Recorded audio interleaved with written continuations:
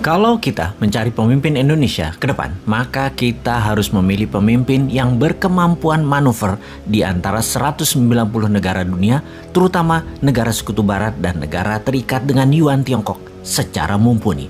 Kita semua tahu di dunia ini ada yang dikenal dengan nama G20 atau negara 20 besar ekonomi dunia, di mana Indonesia saat ini nomor 15 itu adalah negara-negara yang ekonominya terkuat. Di sisi lain, selain ekonomi, ada negara yang kekuatan militernya besar. Secara kekuatan geopolitik, ada dua negara besar yang memenuhi kriteria tersebut, yaitu Tiongkok dan Amerika. Kita sebut saja G2.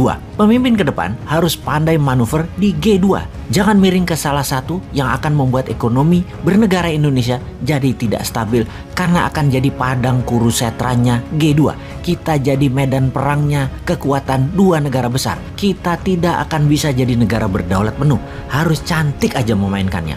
Mudah-mudahan paham itu calon pemimpin yang ada sekarang di etalase calon pemimpin di tahun 2024. Kita ke dalam negeri sekarang. Memang menjadi pemimpin di Indonesia, kita dipilih oleh 180 juta mata pilih nanti di tahun 2024. Mengambil hati 180 juta rakyat yang 65% tamatan SMP ke bawah dan tinggal di desa atau di rural area. Tidak heran para calon akan menari di 2024. Banyak yang menyederhanakan gayanya biar terlihat sejajar dengan pemilihnya tersebut. Menorakkan penampilannya dengan gaya host di TV swasta, saling samber nyablak bicaranya, buat garger kelucuan agar mendapat perhatian dan kesukaan. Tujuannya adalah supaya populer. Apapun cara dipakai, dipamerkan, dan dilakukan. Karena sekali lagi, yang ditarget adalah 65% penduduknya itu adalah tamatan SMP ke bawah. Jadi harus norak, harus kampungan. Populer sekali lagi di kalangan tamatan SMP ke bawah yang menjadi target mereka. Menurut pemikiran mereka, para calon dan para tim sesnya mereka adalah sang calon harus ngebodor,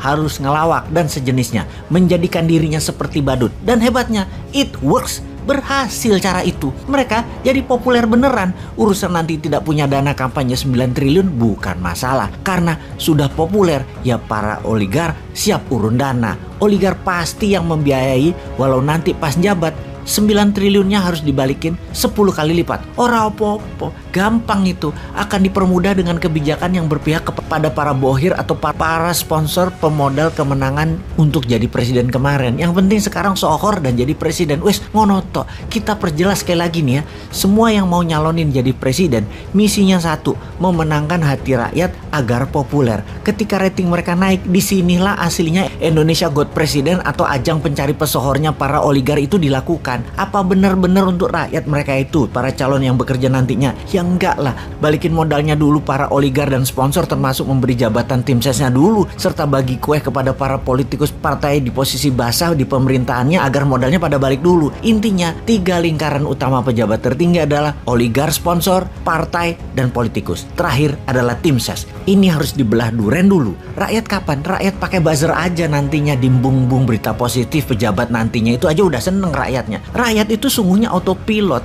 Jadi pejabatnya tuh gampang. Mikiri politik aja, mikiri berita positif yang pakai buzzer aja, selesai masalahnya.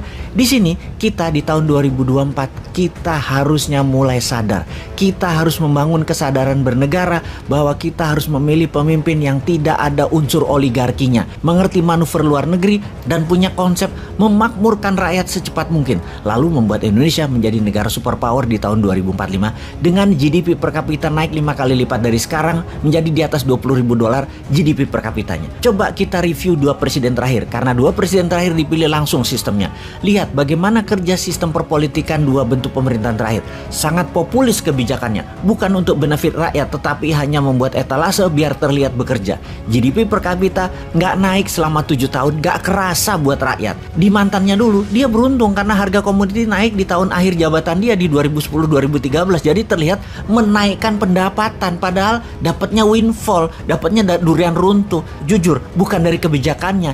Intinya ke depan harus berubah 180 derajat. Sayangnya para calon yang di etalase mengacu pada gaya 3 pemerintahan terakhir yang populerisme, pro investasi asing, termasuk FDI dan hutang negara karena APBN selalu minus. Jujur, heran deh di kalangan masyarakat hanya mengutak-atik 10 nama di etalase para calon 2024 tanpa satu pun melihat kualifikasi mereka untuk punya konsep bernegara agar Indonesia menjadi negara superpower di 2045.